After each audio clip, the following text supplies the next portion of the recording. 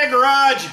Well, I'm out here in the garage and I've got a lot of piddly stuff to do to the Jeep JK to finish it up. However, I got to get the TJ painted. So what I need to do is get my jump starter charged up. I got a new jump starter we're going to test out, and I've got some beer to bring in because Randy is a big baby, and I've got like summer wheat with orange in it and something else. But if it's got a little flavor to it, he doesn't like it. So I had to get like some Blue Moon that is just straight up beer, so he doesn't cry like a little girl on the beer action. So I'm going to bring the beer in, and then we're going to look at the charger. Oh, I don't like blueberry flavored, and I don't like lemon flavored, and I don't like vanilla. I just want regular beer. I guess he wants like Bud Light or something. What a redneck. Anyway, I got him some beer, and I also bought some Moosehead from the Great White North, because this reminded me of Jerry, my friend from Canada.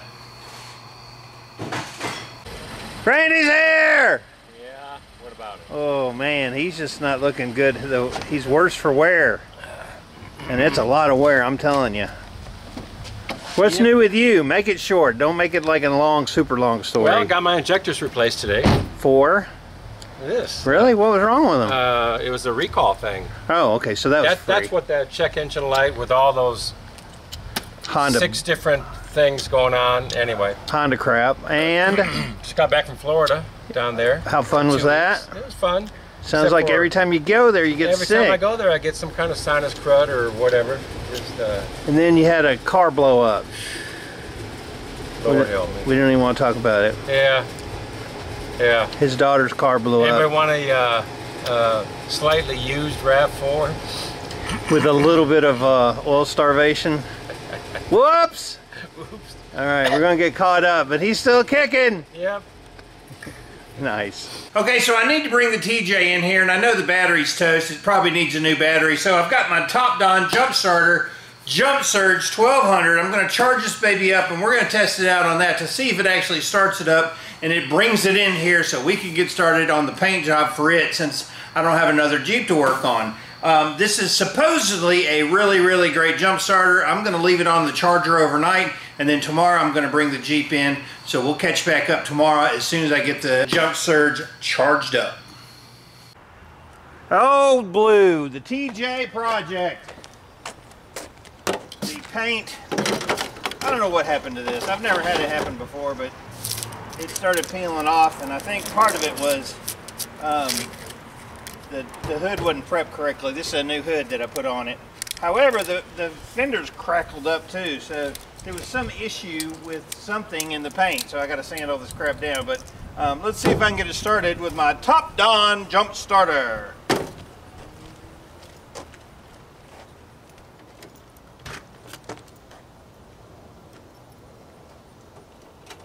So I can verify it is 100% completely dead. Dead as a door nail. See if we can get this thing hooked up and see what happens.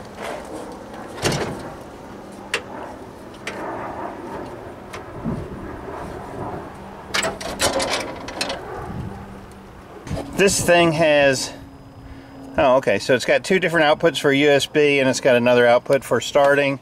It's got a 12 volt output that you can plug into, and then that's your input to charge it up. And it's got a flashlight. I think it's a flashlight. Huh, anyway, let me hook this thing up. There's really only one way to hook this up, so you can't get that backwards, and I think there's short protection, so if you hooked them up backwards up here, it would not really do anything. So we'll see. Okay, I got a green light. Everything's go. Dang, maybe it's out of gas. Boy, look at that gas gauge, it's awful low. It's got gas in it. Need some gas though. Alright, so it worked. Awesome. So what are the results of the Top Don JS1200 battery charger? It worked great. To be honest with you, it's still got 75% battery life, and I started this truck probably 6 or 7 times because it's been sitting so long and the fuel had to get up to it and everything else, and the fuel's low in it, boy. Woo, gotta get some gas. But this thing worked absolutely great once I figured out how it worked. Right now you could use it for charging and everything else, and if you're going to do jump starting, the thing you have to remember is the lights on your side of your box reverse, correct, and boost. Once that turns green, then you hit boost, and then you're ready to go off to the races and get your vehicle started. But until you push that button, nothing's going to happen. So this isn't like a battery, like a normal battery like in the car, that it's hot all the time. It basically boosts when you hit that button, and then it's a timed thing. I want to say it's probably, I don't even know how long, 5 minutes, something like that. Anyway, it'll shut back off, so I guess to save this battery. So I'm going to try to charge this battery up, and we'll see what happens, but I think it's toast. The JS1200 started with a completely dead battery, so that's pretty impressive, to tell you the truth. It's not heavy, it's lightweight. I think this is a great purchase, especially to keep in your vehicle, just to make sure if you need a jump start or someone else needs a jump start, you got it at the ready. Alrighty, so where are we at with the TJ? Well, it doesn't need a lot of body work. It's got a little bit here on the fenders. The hood absolutely needs to be sanded down. Most of it's going to be sanded down to bare metal. It's got a couple little dings in it that I screwed that up last time. You can see the crackling here, so that's got to be sanded down. The sides are not that bad, truthfully, where they haven't gotten beaten to death from the sun. So mostly sand down well on the doors. Make sure there's no dings. There's maybe one here. Pull off this plastic. We'll reuse that because it's in good shape. Take off the flares. Take off the flares on this side. I believe there's a little ding in this door. All this is really minor stuff. You can see where the paint got knocked off here. So basically strip it down, get it sanded, and let's shoot this thing. And it's going to be just a little bit darker, but not so much darker that you can see that this is actually darker underneath anyway. So it's faded out some. The new paint's going to be a little bit darker, so my next step is to start stripping her down. Take the, I think I'm going to leave the bumper, but I'll take this cowl rack or whatever the heck you call this, get it out of the way, and yeah, so I'm hoping to make quick work. Gosh, I shouldn't say that, right? Hoping to make quick work out of this one. Jennifer just came back here and asked why I was talking to myself. No, she said, are you taking the hood home like you did the other one? And you know what? I think I'm probably going to do that. That's a good idea. I had an easier time painting the hood by itself over at the house with the compressor than I did doing it all at once. Because like I said, I always believe the hood is the most important part. This is the worst part of the whole truck as far as the paint goes. So if I get the hood painted with the new paint and then go and get the rest of it prepped and shot, I'm in good shape. So yeah, I think I'm going to be taking the hood off, taking it home, getting the dings fixed, and we'll go from there. When I painted this truck, I didn't think that I would be taking the hood off and repainting it. I thought it would be good and not have to deal with it, but I will say this, because I used anti-seize compound on it, all the Torx bolts are coming out great, none of them are seized up, so yeah, there's your lesson. One day you may have to take it apart, so use anti-seize on these stupid Torx bolts. On the JK, I was a lot more careful the way I took it apart and labeled every bag, and man, I tell you, that really sped up my reassembly process, because in the past I've just dumped stuff in a coffee can and then dug through and tried to find the right bolts and stuff. So if you learn anything from my ignorance, learn that when you take stuff apart, put it in a hefty bag, take a marker and write what's on it, and that way when you put it back together, a lot easier.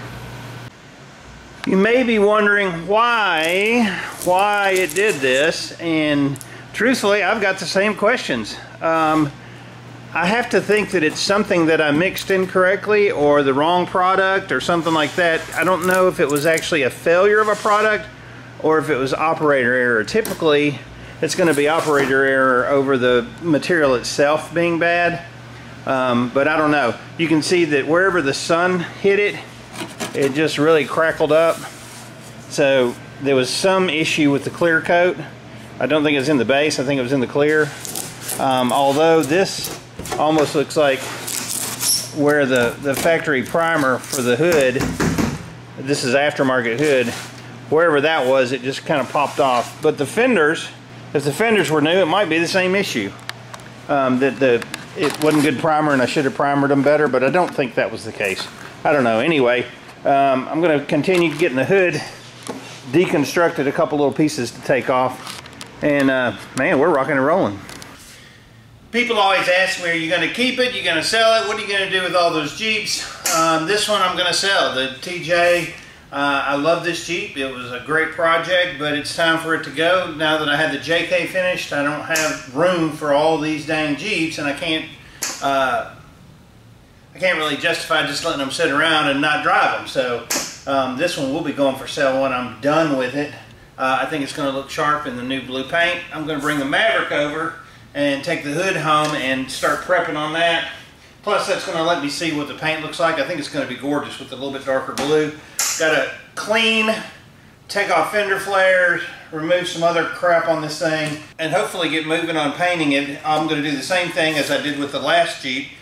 Paint it over here in the shop in the inflatable spray booth. I did a lot of cleaning. I don't know if you can notice that. So I'm ready for this project. And then I may bring the Toyota over here too to get it finished up, but I don't know yet.